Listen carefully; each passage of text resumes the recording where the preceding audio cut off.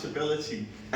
Does it go uphill or it goes downhill? Do you know when you want to blame somebody, in what direction does blame flow? Downhill. It flows downhill, doesn't it? Now, the doctor here is going to be coordinating this. And do you know if the patient dies of an airway occlusion, whose fault is it? The airway member of staff. If they die of lack of oxygen, whose fault is it? Circulation. The airway assistant. If they bleed to death, whose fault is it? Circulation. Circulation. If nobody looks at the patient's back, whose fault is it? The runner. Do you like this system? Because you're not to blame then, aren't you? It's great because the blame is flowing downhill. We like this. But what you've got to do as a good leader is explain to people what their responsibilities are.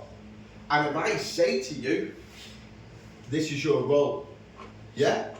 And you get to understand it, well, you all of a sudden can coordinate this system together. And how many people don't speak English as a first language? How many people? Does everybody speak English as a first language here? Or is Hindi or? Now I can tell you, there is something very special about this system. You do not need language. I remember I was in Iraq in 2003, and I was working with the Czechoslovakian field hospital, and they did not speak a word of English. I didn't speak a word of Czech. It was okay. We spoke ATLS. I was able to just put myself into an airway assistant role and just carry on. We did not need language. And the wonderful thing about this system is, if you've been on a course where they teach this, if you do my centre in India, you are taught here. If you go to Mexico or you go to Spain, it's the same system. So if you've done the course in Spain, if you've done it in Mexico, and you've done it in India, it doesn't matter, because you're being taught in the same way, which means you can then work closely together. Okay? So remember, the aim for you as medics is not to be clever doctors. It's to be able to do simple skills very quickly. And this system helps you do that. Okay? And do it again. And the other important thing is, you've got to, do you have a very big medical equipment or a very small medical equipment? Could you get me that sphygmoscope? Do you know the blood pressure cuff you have? Could you get me that?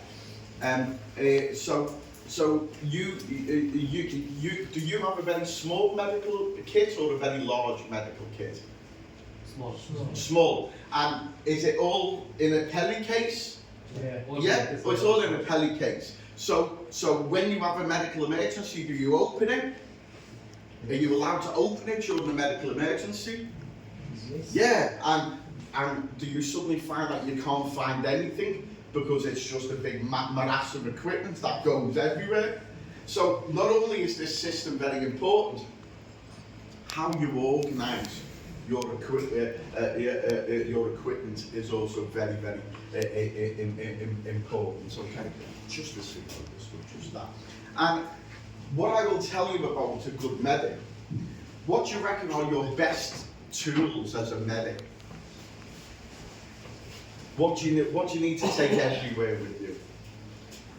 Your best tools as a medic are your hands, okay? And there's a big difference between a pre-hospital medic, which you are, and a doctor in a hospital. And you'll notice that a lot of people who work in hospitals have great difficulty going into the pre-hospital space and working well. And that's because we like all of the nice equipment that we've got. And you as a medic need to become very good with a very small amount of equipment. Yeah?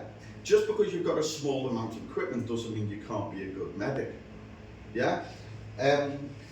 We did a blood pressure with this before. This is very important. But in the first go round the ABCDE, I'm very often not going to use it because I've got your radial pulse, I've got a system. I will take your blood pressure eventually because I keep on looping around the secondary survey again and again. But do you have one of these in your DMAC 15? Do you have a sigmoidoscope? You do, don't you? Everywhere you've been, you've had one of these. Now, I'll tell you, you won't have a digital thermometer. There's many things you won't have. You know, but there's many. No, it's okay.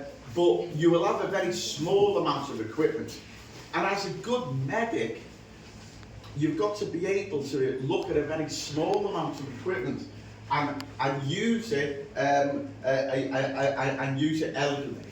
It's okay. No, I don't need. Now I can use this to take your blood pressure, 1 meters of mercury pressure. That means the blood will pump into the arm, but it won't really pump out.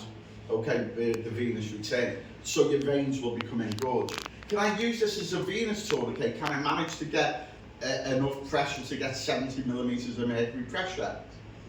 Yes, yes. So if I wanted to take blood from you, or if I wanted to cannulate you, I can put this around your arm and also use it as a venous tourniquet for cannulation or vein punching. Great. But you know, if you're bleeding heavily, sometimes I may want to put an arterial tourniquet on. You're issued these in your belt. Yes?